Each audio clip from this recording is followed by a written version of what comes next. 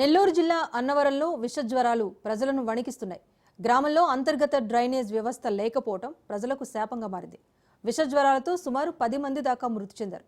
దీనికి సంబంధించి మరింత సమాచారం మా ప్రతినిధి చరిత్ కుమార్ అందిస్తారు. రాజ్ న్యూస్ కథనానికి స్పందన దొరికింది. మనం నెల్లూరు జిల్లా జలదింక మండలం అన్నవరం గ్రామంలో ఉన్నాం. అన్నవరం గ్రామంలో దగ్గర 20 రోజుల నుంచి ఈ అన్నవరం గ్రామంలో ప్రతి ఇంట్లో కూడా 2-3 వ్యాధిగ్రస్తులు, అంటే జ్వరము, అలాగే కాళ్ళవాపులు, కీళ్ళ నొప్పులు, వివిధ రకాలైనటువంటి వ్యాధులతో అయితే మాత్రం వాళ్ళు బాధపడుతున్న పరిస్థితి ఉందని చెప్పాలి.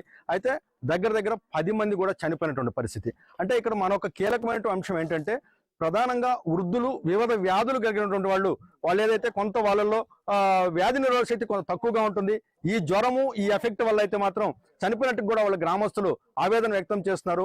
అయితే నిన్న రాజ్ న్యూస్ ఎఫెక్ట్ తోటి మెడికల్ క్యాంప్ అయితే ఏర్పాటు చేశారు. పెద్ద ఎత్తున ఇప్పటికే 100 మంది దాకా కూడా ఈ మెడికల్ క్యాంప్ లో పార్టిసిపేట్ చేశారు. అలాగే ఇక్కడ బ్లడ్ టెస్టులు చేస్తున్నారు, అలాగే మెడిసిన్స్ కూడా ఇస్తున్నటువంటి పరిస్థితి. వస్తున్నటువంటి వాదన ఏంటంటే, ఇప్పుడు ఏదైతే ఉన్నదో ఇక్కడ ఉన్నటువంటి వైద్యులు సరిపారు, వైద్యుల సంఖ్యను పెంచాలి.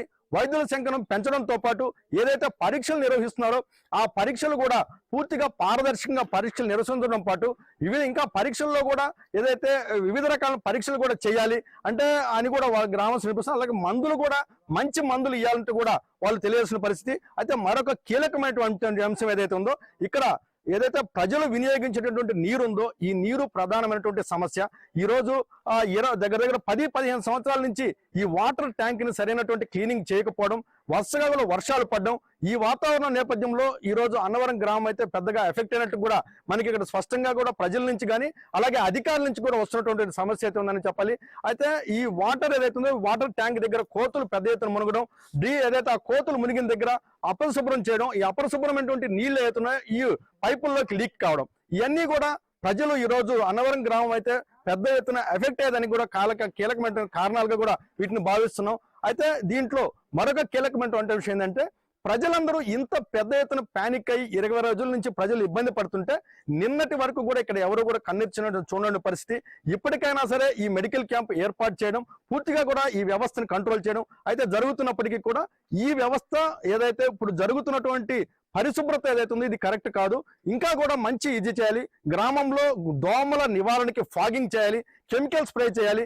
అలాగే ఏదైతే అపరిశుభ్ర ప్రాంతాలు ఉన్నాయో ఈ అపరిశుభ్ర ప్రాంతాలన్నింటినీ కూడా పూర్తిగా నిర్వీర్యం చేయాలి. అక్కడ వాటర్ స్టాగ్నటువంటి ప్రాంతాలను గుర్తించి అక్కడ నీటి నిల్వ లేకుండా దోమల ఉత్పత్తిని తగ్గించాలి. ఏదైతే గ్రామానికి తాగునీరు అందుతున్నటువంటి బోర్ ఉందో ఆ బోరు దగ్గర శ్మశానం దగ్గర ఉంది, ఆ సూయిజ్ వాటర్ అంతా కూడా బోర్లోకి దిగి దానివల్ల కూడా ప్రజలు ఎఫెక్ట్ అవుతున్నట్టు కూడా ప్రజల నుంచి ఎక్కువగా కూడా మనకు వస్తున్న సమాచారం. వీటన్నిటిని కూడా వెంటనే జిల్లా కలెక్టర్ స్థాయి అధికారి దీనిపై దృష్టి సారించి అన్నవరం గ్రామాన్ని అయితే వెంటనే రక్షించాలంటూ కూడా గ్రామస్తులు కోరుకున్న పరిస్థితి. కెమెరామెన్ భరత్ తో చరిత్ర కుమార్, రాజ్ న్యూస్, జలదింక మండలం.